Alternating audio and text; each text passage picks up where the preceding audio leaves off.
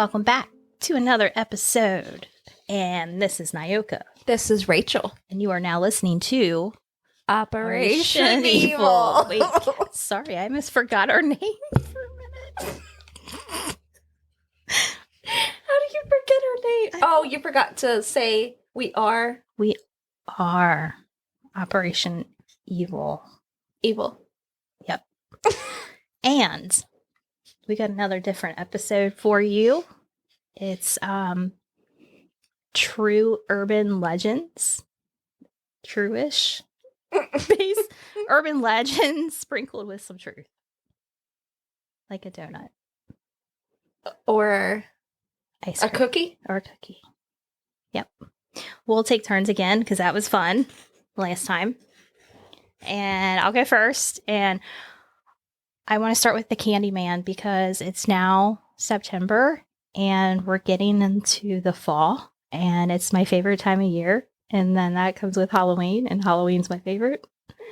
And all the things. All the spooky things. And Nyoka made a great song about this. Candyman. Candyman. No, I'm not going to do it. Killing everyone that you can. Oh, yes. I was going to say, you got to finish Candyman. Okay. I really should cut that out. But I'm lazy and I probably won't. Okay, the Candyman. So every Halloween growing up, I don't know if your parents were like this, but they would always like check my candy to make sure it wasn't like poisoned. I think I remember because most Halloweens I was whining. You? Why? Why were you? I was whiny as a kid. Like you didn't want to go trick-or-treating or something? Yeah, I don't ever remember liking Halloween, like trick-or-treating or like walking. Oh my gosh. I didn't really get into it until my daughter. Wow. Yeah. Well, I just remember my went off parent. on a tangent there. That's okay. At least you eventually got into it.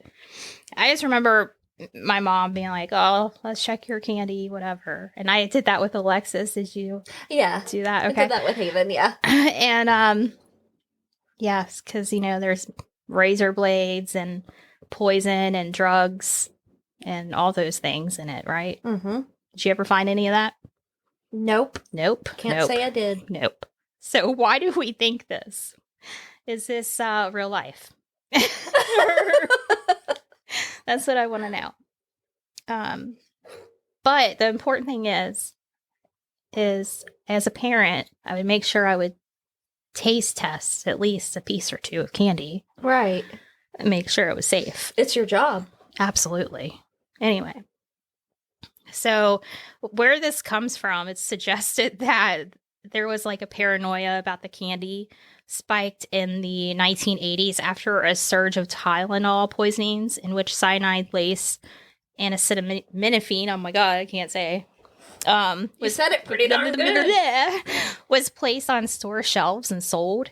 And this crime led to child-proof containers and like the covering of the medicine bottles, so you can tell if it's been tampered with or not. Mm-hmm. So there were stronger drug laws, and after the Tylenol murders... Excuse you?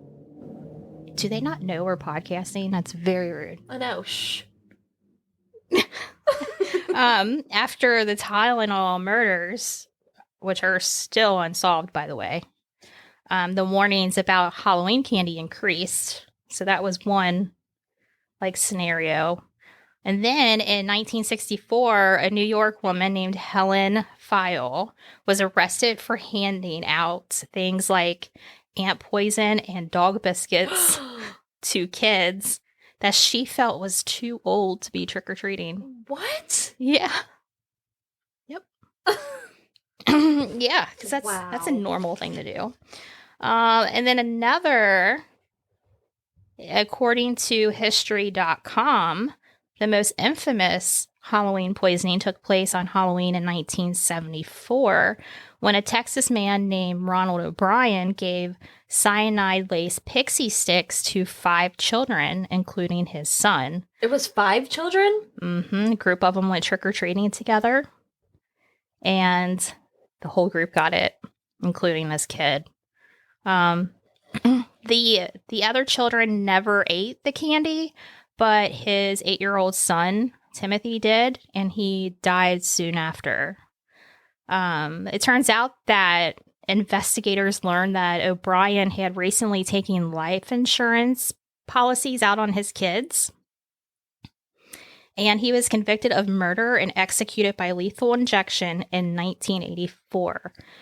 Though it's been many decades, they remember him as the Candyman murderer. Wasn't there something that was kind of taken off of Halloween too, like blonde-haired, blue-eyed kids? I remember being a kid and that was like a warning, or like maybe another myth. Probably. It's what is it? Like the telephone game. Yeah. It just keeps going. Stories change. But yeah, can you imagine? He poisoned his own kid. I want to say that, didn't he have like a daughter and a son? Yeah. But the son was the only one that ate it? Yeah. And he ate it that night of Halloween. If I remember the story correctly. Wasn't there something about he went to bed or... Yeah. Or something? Yeah. But maybe right before he went to bed? Yes. That the dad allowed him to have a pixie stick. Yeah. Man. Mm-hmm. Awful. And I do want to say that apples containing razor blades are nothing more than an urban legend. That's never been a true story. So I just thought I'd throw that in because I wonder how you would even get one in there. Who knows? And I really highly doubt that people would put their drugs into candy because they're going to want their own drugs. So yeah. I just want to throw that one out there too. They got to save their money. It's expensive. They're going to go with ant poison and cyanide. That's what I've learned today. And that's the story of the Candyman. You want to hear the story of, let's do this one first.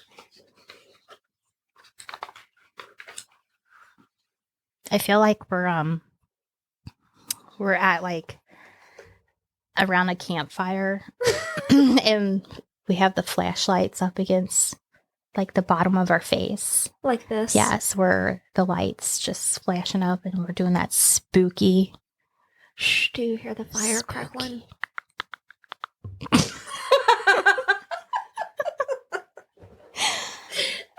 Tell me the story. So next, we're going to talk about Dennis Depew. Now, if you... Woody Depew. Dun, dun, dun. Dun, dun. If you look up this dude, his picture is creepy. It's like a family photo. And I always go back to stuff that I saw on TV and that I watched as a kid. It stuck with me. Yeah. So, Unsolved Mysteries, I remember seeing this episode about this dude. In Michigan, Ray and Marie Thornton were out they would always do like a routine drive every Sunday. And they were driving down the road and this van came up behind them and like riding their bumper. And they're like, what is his deal? Blah, blah, blah.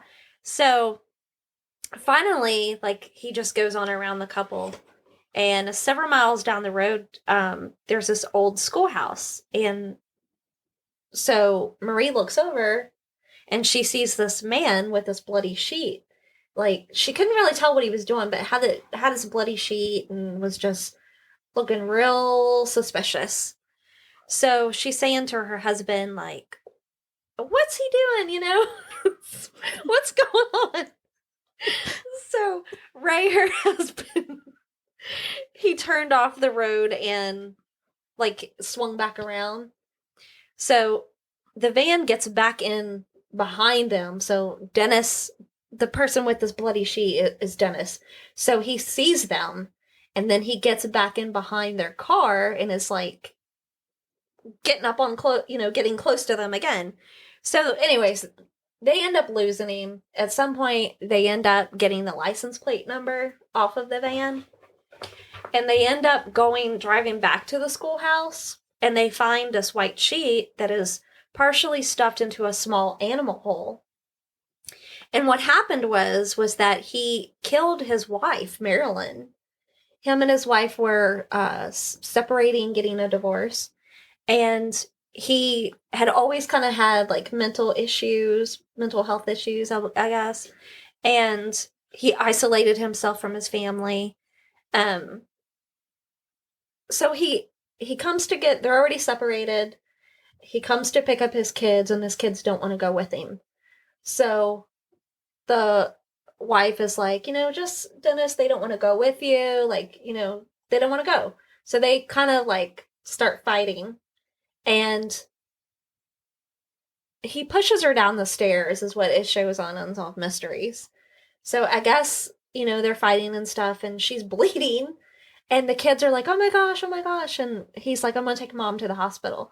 So instead, he dumps her body on the side of a road.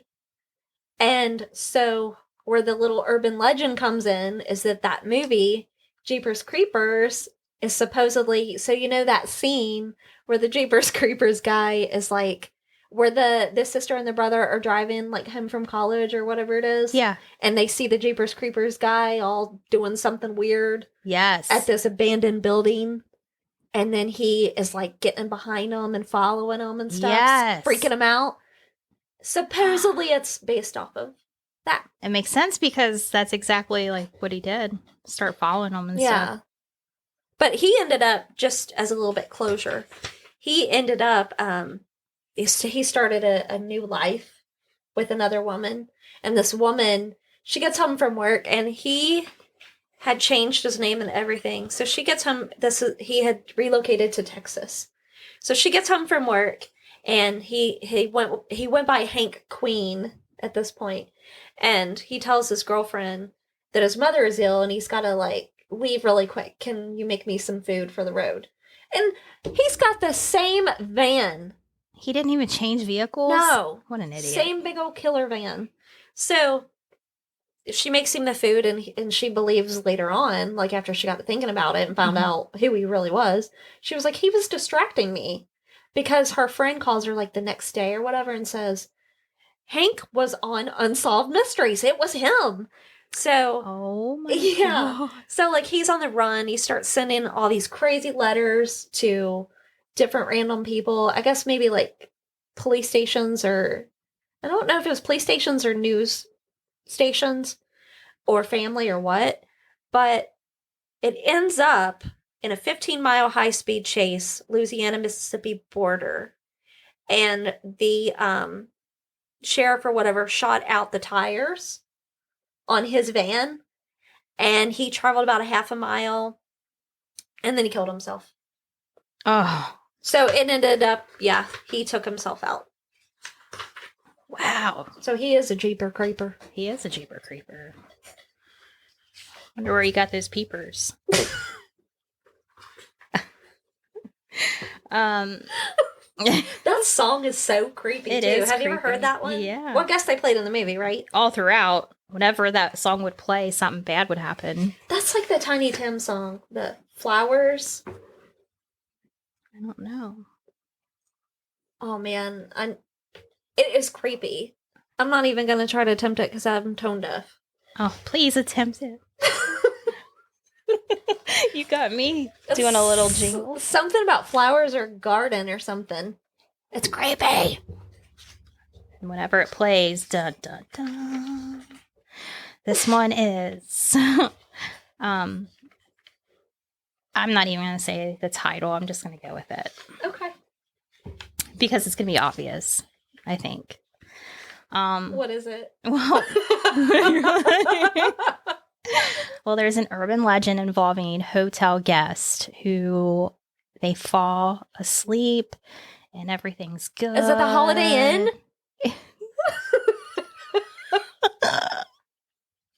The Red Roof Inn. Something in.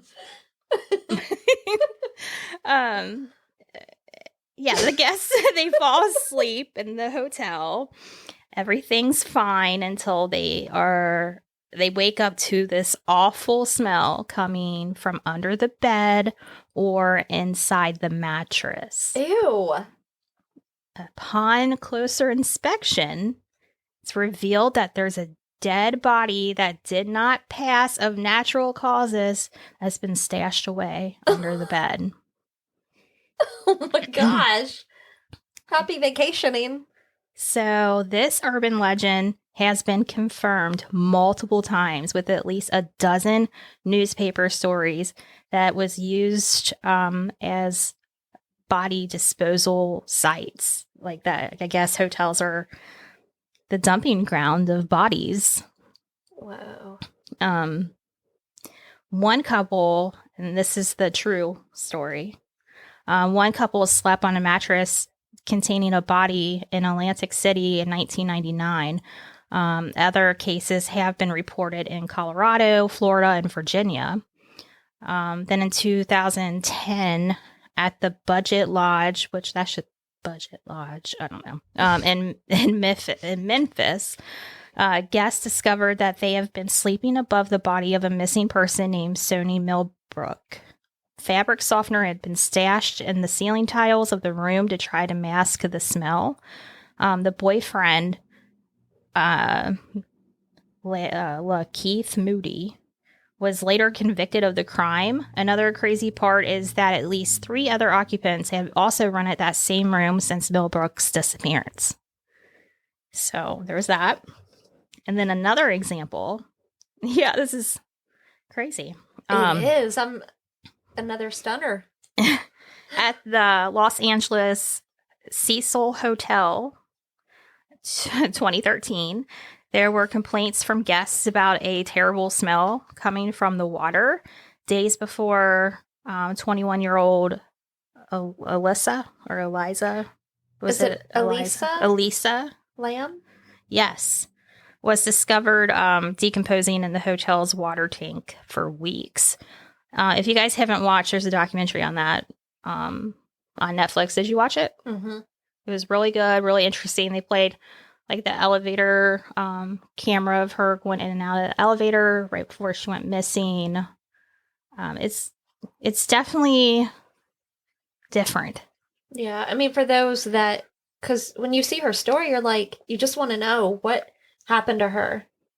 Yeah, because they kind of went into her background. I don't think she really ever traveled before, and she was excited to go somewhere. Mm-hmm. And I don't know. I don't know what happened. I kind of wish that they would have talked about, or they would have had her family in it. Yeah. Just to know. I mean, they're the ones that know her the best, right? Right. Everything else is all speculation. But also, I mean, they went into a thing like, was this like a suicide thing or was this like murder or what? I mean, yeah. They looked at all these different angles and I mean, you really don't know. I know, because really, though, as soon as you think, oh, it's got to be this, then someone else comes in with something else, and you're like, no, wait. Yeah, it's very interesting. I think you should check it out if you haven't already. But those are just a few examples of bodies under hotel beds or stuffed in the mattress or wherever. So when next time you go stay at a hotel, make sure you look underneath that bed and check the mattress, and not only for bed bugs, but for the body. Bed bodies.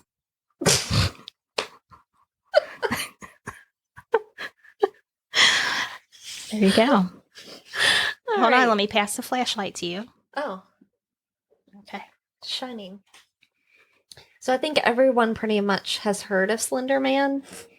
Yes. And if not Slender Man, then or Slender Man, Slenderman, however you want to say it. So he was a supernatural creature that was first talked about on Something Awful forums. Create paranormal images. So I guess, some young guy or whatever just kind of dreamed him up. Yeah. So he was really tall, and he would wear from 6 to 15 feet. He would wear a black or gray suit. Most of the pictures I saw were of like a black suit with like a white shirt and then either a black tie or a red tie.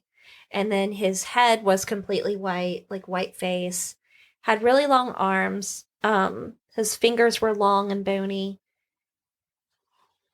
And the point of him, he also would have some stories, he would have like tentacles.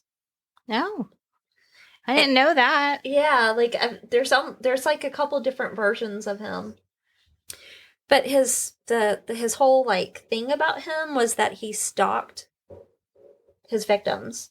There is stories where it was only kids, but then there's also stories where it didn't matter. It was adults, kids, whoever. And he would attack people with mental illnesses. And he would, torture people and target them for long periods of time and interact oddly with electronic equipment, sometimes possession. And the equipment would be audio and video. He would be invisible to adults or anyone without a camera. Invisible. So that's where it comes in, where it was only, about the kids. And then there's other little stories where there was a man-like being spotted in Germany in the 1600s. Maybe looking like a knight or like a noble figure. Germany was believed to be his native land. In the 1900s, there was photos of him in America, the UK, Russia, and I believe not photos in Canada, but like sightings in Canada. Children were missing close to wooded areas or forest areas. And then there was a thing called slender sickness. And it would be paranoia, nausea, nosebleeds, nightmares, hallucinations. I mean, he would just make you crazy, like really get into your head. That's freaky. Yeah, and then there was another little thing where he would kill people. He would kill the victim by impaling them on a tree branch. Yeah. And then he would take their organs and stuff like that. Have you ever played the video game? The video game? Yeah, there's a Slender Man.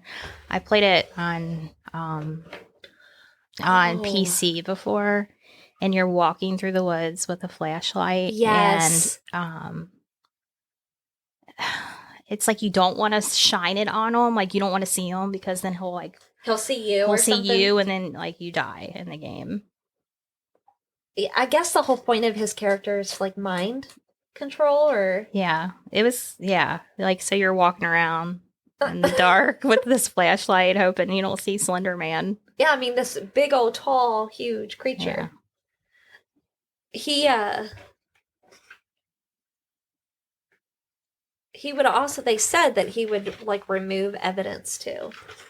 So like if he killed you, say at school, then he might burn the school down, or he might kill the teacher.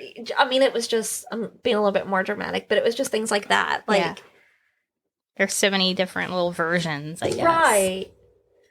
But in 2014, there was two little girls. They were 12-year-old girls that took it too serious. And they stabbed their best friend.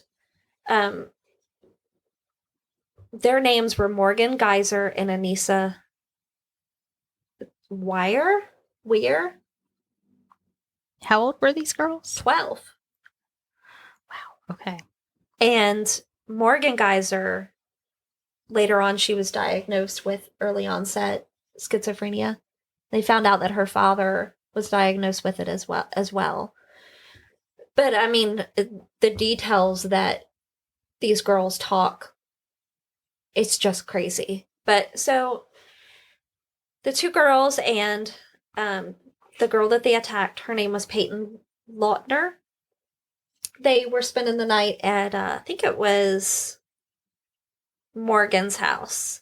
And so they all spent the night together, doing girly things. Yeah. And at this point, Anissa and Morgan had already planned to kill. They called her Bella. That was their nickname for her, was Bella. They already planned to kill Bella. And I think it was like 6 months that they were in the process of planning this. They would even talk like out in public and have code words. For like a knife, they would be referring to a knife as cracker, so people wouldn't know what they were talking about. I think I remember. Do you remember that? A little bit of the story, yes. So, so they the next morning after they spend the night, having their little slumber party, they ask, can we go to the park? And the mom says yes. So they go to the park and they're in the restroom, and they tried to attack her then, and they kind of chicken out, and one of them slams her head against the wall. I guess it's like a concrete wall, and she just kind of like pushes her head against the wall. So they chicken out and they decide, let's go into the forest, into the woods to play hide and seek. So that's when they start attacking her, and they stabbed her like 19 times. I don't know if I already said that. Yeah, 19 times. There was a man that was riding his bike around the area and found Peyton on the side of the road. And this was May 31st, 2014. So the two officers, or the two detectives, Michelle Trissani and Tom Casey. Casey went to the Geyser home, which is where the sleepover was. That's Morgan Geyser. And then Anissa was... Or let me back that up. So Casey went to the Geyser home, and then the other detective went to the hospital where Peyton was to interview her. She survived through this whole thing. She was in surgery and she survived. Wow. Yes. And so, they start questioning the girls. Well, when Casey gets to Geyser's home, though, the mom realizes they're not there. So they start looking for Morgan and Anissa because they think that they're in trouble. Something has happened to all three girls. Where are the other two girls? Oh, they're thinking that they're hurt too. Yeah.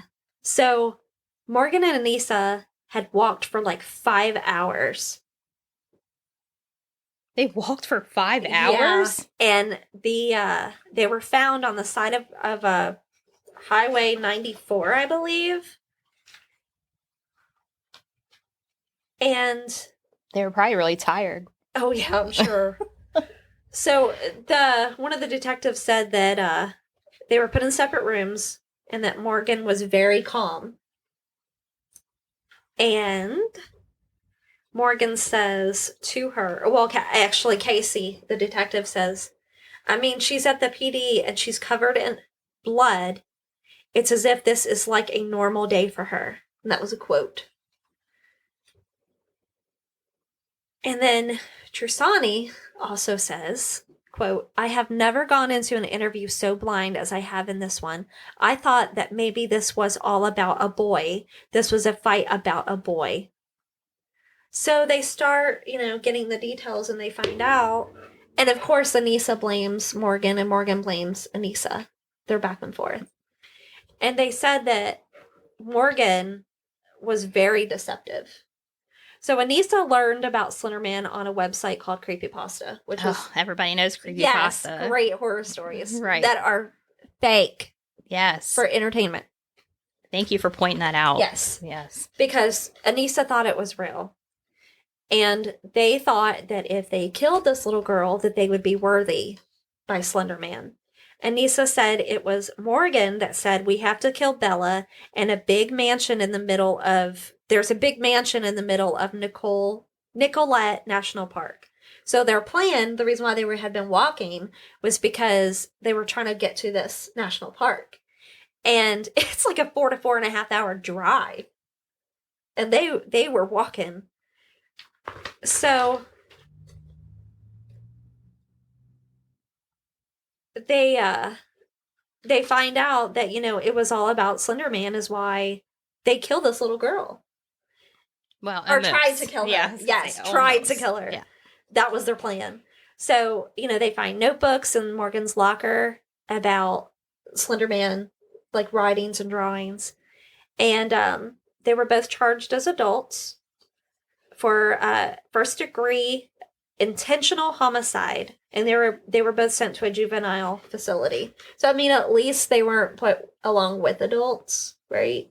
Yeah. Even though they were charged. Both girls pled not guilty by reason of mental disease. Anissa took a last minute plea deal, so she pled to attempted second degree intentional homicide. The jury would listen to her insanity defense and decide if she was criminally responsible or not. So she, got sent to a state mental institution. That was in 2017 and serving 25 years. Oh. Morgan got 40 years in the state mental institution. And Morgan actually did say she was sorry, but it's like I don't want to discredit it because this was more recent. I believe that she said she was sorry and she's been on treatment. Now Anissa in July of 2021, she was granted conditional release. What? Yeah. And, they say she's doing really well with treatment. And her next court hearing is this September 9th, so right around the corner. I mean, just the little bit that I read, it almost seems like Morgan was the ringleader, and Anissa kind of, I don't know, maybe followed her. Right, but who knows? Maybe they were both in it equally. I wonder how that little girl is today. I mean, that you've got to have some trust issues making friends and stuff after that. Yes, I probably should have looked into her story to see how she is That's now. That's just me thinking out loud. But I'm sure she's thriving. Okay. Will you pass me the flashlight, please? Thank you. You can have it now. Thank you. This one I had to throw in the mix because it's one of those local urban legends. Ooh. And it takes place in Erlanger, Kentucky on Narrows Road. And the story goes that if you drive along Narrows Road after midnight, and some say exactly at midnight, a 1950s style police cruiser will appear and pull you over. Some say that the officer will come to your car, speak to you, and then disappear. After walking away, that is. Others say he disappears before reaching your car. Now, the story goes that sometime in the 50s, an officer was struck and killed by a passing car while conducting a traffic stop. However, according to creepycincinnati.com, the local police say that there's never been an officer killed on Narrows Road. So although this story is not true,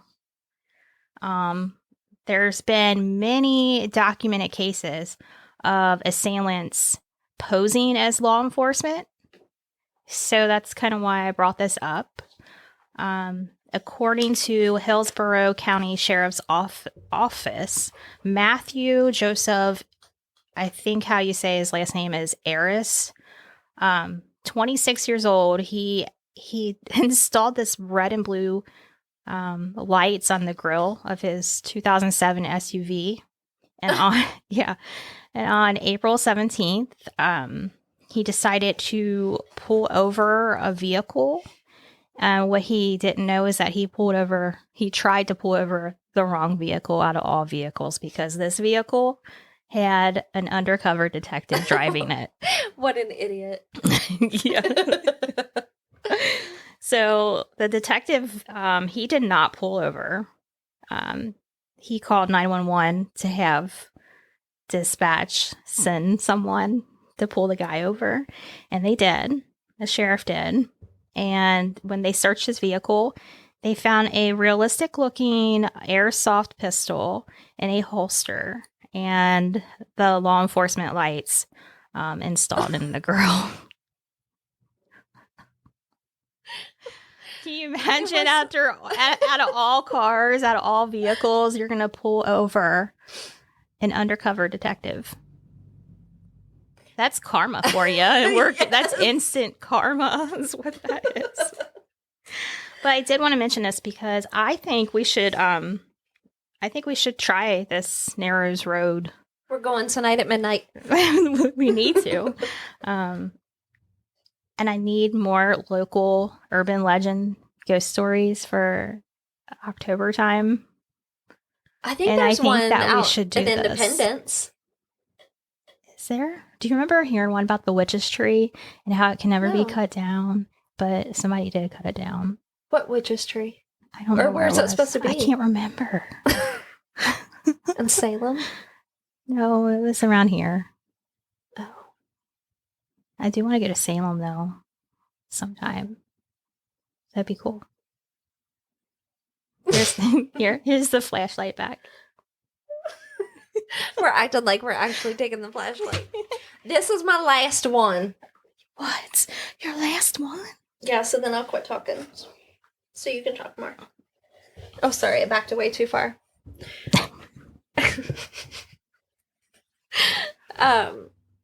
Cropsey. Have you ever heard of Cropsey? I have. Tell me though. Which also, I saw or read on something that it also stands for maniac. Cropsey can also be referred to as maniac. Whatever, I'm moving on. Because I forgot what the point was. Cropsey equals maniac. That sounds like a cartoon. Or a heavy metal band name. Like, remember how we kept saying that in Yeah. the next episode? Okay. All right. So let me back. Oh my gosh, I keep screwing up. Okay, I'm done. I'm seriously done after this. Okay. So in Staten Island, there was a little girl named Jennifer in 1987 that went missing. And there was a lot of rumors that it was an escaped mental patient that was living in the tunnels under this hospital and that he had abducted her. So Cropsey, this documentary, is about not only this person that we're going to be discussing, but it's also about Willowbrook, a mental institution in Staten Island. And the filmmakers are talking about how, as they grew up in Staten Island, how Cropsey was the boogeyman. So it was like, don't go out in the woods because Cropsey will get you, or don't go down the street too far, Cropsey will get you. A way to get the kids to behave. The boogeyman. The boogie. So he would take children off the streets, and supposedly he had a hook for a hand. And then the other rumor was that he would use an axe.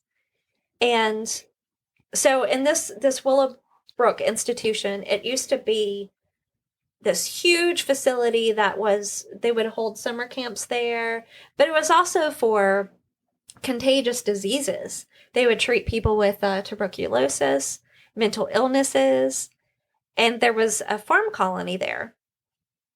And it was also referred to as Willowbrook State School. And it dated back from the 1930s until 1987 is when it closed its doors. And so Gerardo Rivera did an expose. It's called Willowbrook, The Last Disgrace. How do you say it? No, you said it right. It's funny thinking, never mind. I'm thinking back in the day. When he was like when he was like punched in the nose. Yes, on his that? talk show. Yes. Yeah, that's... Sorry. I am so sorry. I just heard that name and I automatically went there in my head. So, what's really cool though is this is an expose. It's for all of you that have watched American Horror Story. Love American Horror Story. Asylum, that part where, is it Gail Winters? Is that the character? Mm-hmm. When she goes into the state hospital and she does this expose. Yes. I'm like, wait, that's like the Gerardo thing. Yeah. Can't say his name right. No, I think that's right. So, the way that they did that American Horror Story is like, if you haven't watched the Gerardo Rivera thing, it's pretty much dead on. You have to watch that. It's on YouTube. You'll have to watch it. Yeah, I didn't know that he did that. I believe it was done. I was probably watching 70s. Sally Jesse Raphael. Yeah. Well, this probably would have been, like I said, in the 70s maybe. So probably. Oh, I wasn't even born yet. Yeah. And if I'm wrong, then sorry about that. Either way, I didn't see it, so I need to see it. Case solved. Yep. So back to Jennifer Schweiger. She goes missing in 1987 in July. And immediately there's talk about Andre Rand, which is referred to as Cropsey. In 1966 to 1968, he worked as an orderly at Willowbrook, and he lived in makeshift camps in the woods that surrounded the property.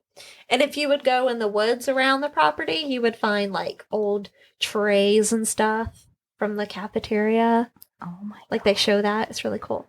But they would find things where there was evidence of where people were living in the woods. And plus, some of these people that lived in the institution, they didn't have anywhere to go. So that they just, made camps or whatever in the woods. Or maybe they lived in the ruins. I don't know. But wow, they didn't have anybody. So he was a lead suspect when he was questioned, but there was lack of evidence, so they let him go. There was tons of eyewitnesses that saw him around Jennifer, saw him with her bicycle and buying baby food. So 4 weeks, they're doing a little surveillance. That word, thank you. You're welcome. For 4 weeks, and they finally to arrest him. And it's all circumstantial and all eyewitness testimony because they go to trial. And also in 1969, there was a 9-year-old that they arrested him for sexual misconduct. That they arrested the 9-year-old? No, I'm sorry. Oh, okay. I was like, oh my gosh. They arrested Cropsey. My bad. For sexually abusing a 9-year-old. Oh, wow. So, I think I'm tired. So the look she just gave me, I swear. So, they charged him with kidnapping. And the 9-year-old? I'm just kidding. Sorry. So they show a video of him coming out of the courthouse. I guess after arresting or going to trial or whatever. I don't know. But he's all slobbering and acting catatonic. Like his eyes are straight open. Like you can't blink them. Like he's staring straight ahead. Like a zombie or something. But he's all drooling and nasty. And just a normal Monday. Yeah. So the detectives are like, come on. So they continued. They still couldn't find Jennifer, though. So they continued searching all through the forest and these tunnels and stuff. So this woman, hold on, let me find her name real quick. Her name is Donna. Hold on. Can you cut that shit out? I can absolutely do that. So this woman named Donna, she starts doing her own search. She's like, I'm gonna look for this little girl. Donna Katugna.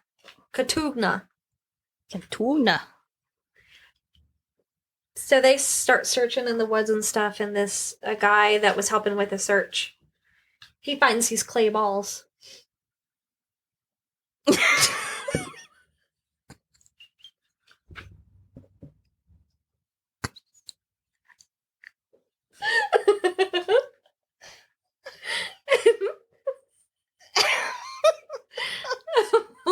There's evidence. There's evidence of a shallow grave. I'm sorry to be laughing. We're not laughing at that. No, we're not. So please don't think that. Look, if you want to judge, we've been at work all day. We've been working hard all day. And you know what? We're not cutting any of this out. It's staying in. It's staying. We are who we are. Yep. Love us or hate us. I hope you love us, though. We don't want to spend extra time on editing. So, this is a harsh story, so we got to make it light, right? Yes. So, they find Jennifer in this shallow grave. And this was in August 1987 that they find her. So, what, a month later? I think it was. Yeah, I think so. She was 12. Like I already said, she was 12. She was found 150 yards from his campsite. From Cropsey's campsite. And like I said, the testimony was based on eyewitnesses, no physical evidence at all. He got 25 years to life for kidnapping, and he was eligible for parole in 2008. Well, the murder charge was dropped down because they never found. Well, they couldn't like prove it, the evidence or whatever. Yeah. So, and then meanwhile, there's all these other victims, and one thing that a couple of them have in common is that they have mental disabilities, or like Jennifer had Down syndrome. Tahese Jackson was 10 years old, and she had learning disabilities. She went missing in 1983. Alice Pefera was age 5. She went missing July of 1972. Wow. Holly Ann Hughes, missing July 1981. She was age 7. Henry Gafforia, missing June of 1984. And he was 22. And that was so cute because someone mentioned that he looked just like Mick Jagger, a young Mick Jagger.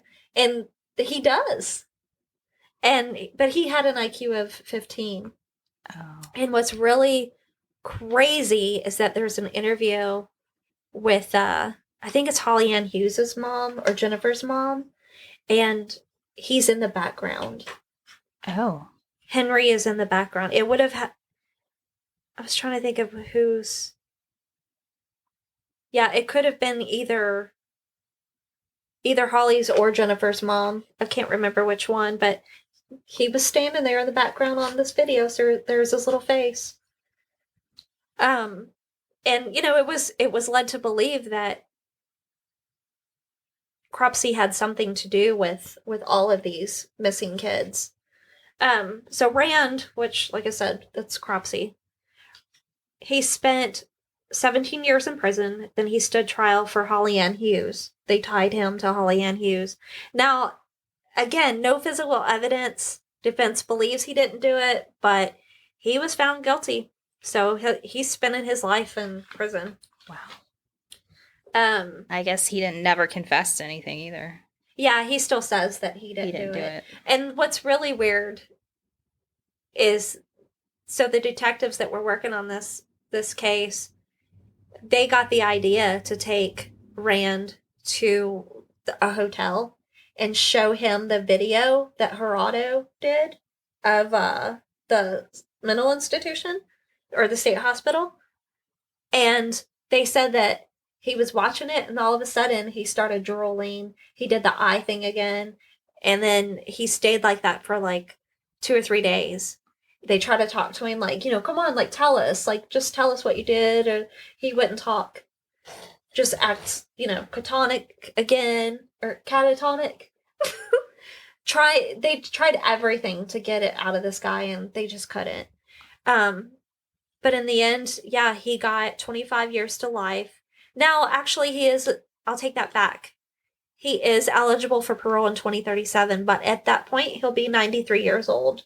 Oh. So, yeah. I mean, he basically did get life. Yeah, he did. But it's weird, too, because, like, they showed a picture of him back when he went to prison for Jennifer.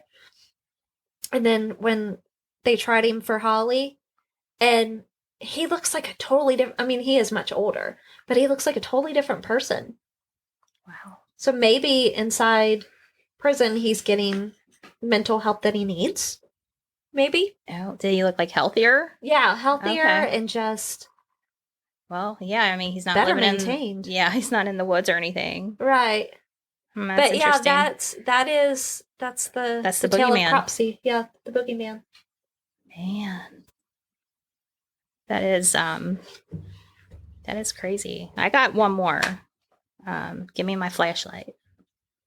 Thank you. Thanks. All right, so this one is The Babysitter and the Man Upstairs. I don't know if you guys have seen the movie When a Stranger Calls. I think there's 2 versions, an older one and a newer one.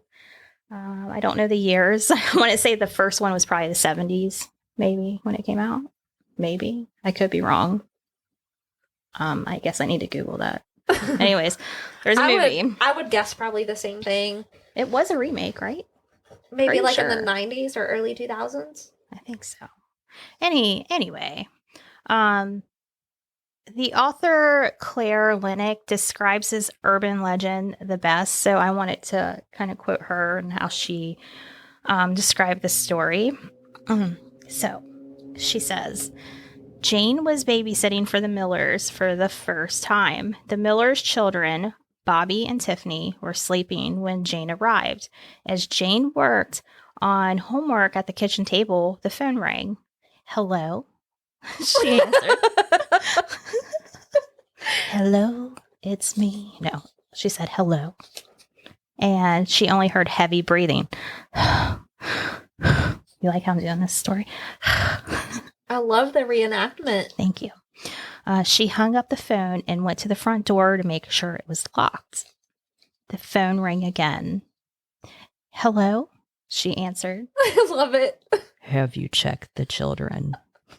Said a low voice from the other end. Stop, you're scaring me.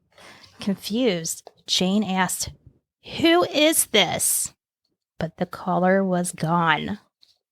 15 minutes later, the phone rang again, and the caller asked the question again. Have you checked the children? Jane knew she should go upstairs to check on the kids, but her legs were too weak, and she couldn't climb the stairs. So she Wait, called. why were her legs too weak? Because she was too scared, I guess. Jello legs? Yes. So she called the Millers several times, but couldn't get a hold of them. Next, Jane called the operator to see if one of the classmates was trying to scare her. Hello, operator. Can you tell me if one of my friends was trying to scare me? The operator said, Hold on. Let me trace the call for you. Do, do, do, do, do. She gets back on the phone. That's amazing. Get out of the house now. I'll send the police. The call's coming from inside the house. The end. That's the end? So, what happened to that's it? the urban legend. And just like the movie, When a Stranger Calls. You saw that, right? Well, maybe. Did I get you interested in wanting to watch it? Yeah. Okay. Because it kind of is like a scary movie. Yeah. Right? Yeah. So the true story behind this urban legend is even more frightening. Mm-hmm. The murder that happened in March 1950 in the town of Columbia, Missouri, when 8th grader, 13-year-old Janet Kreisman decided to skip a party she was invited to and babysit instead for a local family. And then when she arrived, the 3-year-old boy was already asleep. Now, I pulled some articles from newspaper.com, and I'm going to read exactly verbatim of what it says, but it says officers studied footprints and fingerprints Monday in an effort to trace the assailant who raped and strangled a 13-year-old babysitter. The body of brown-haired Jeanette Kreisman, a high school student, was found early Sunday in Columbia home where she was babysitting. During the last 6 months, and you're messing with me. Another babysitter was raped, and a college student was the victim of the attempted rape in the same neighborhood. Let's see. The parents found the body of their babysitter when they returned home. Their 3-year-old son, Gregory, was still asleep, and he apparently has slept through the whole evening. So that's good. Yeah, at least that didn't traumatize him. Prosecuting attorney Carl Sapp said blood was smeared through the house, indicating the girl had put up a struggle. Footprints were found in the sleet-covered area near a broken window in the house. Police believe that the intruder crawled through the window. The State Highway Patrol also is processing fingerprints found at the scene. I'm going to skip around a little bit here.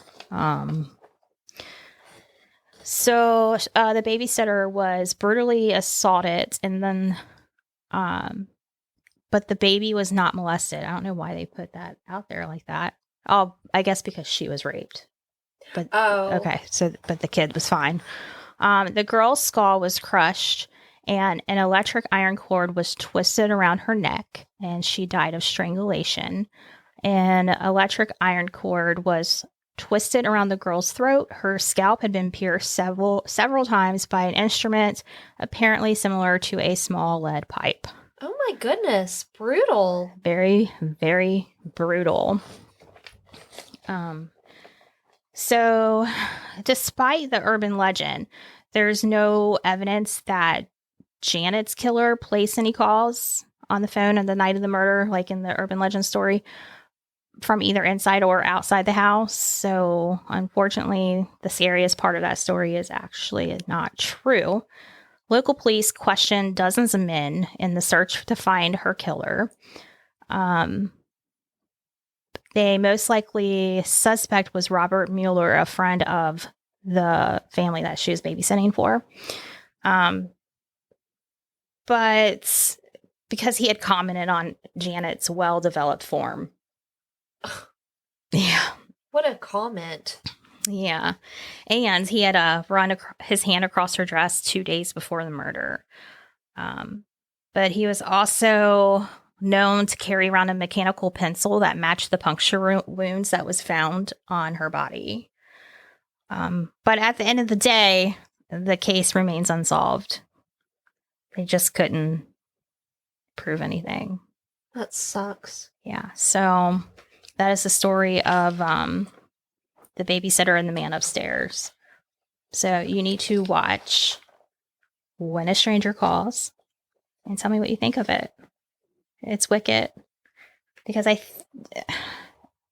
he in the movie he calls her like several times. I guess he's like have you checked on the children? Yes, it was pretty good.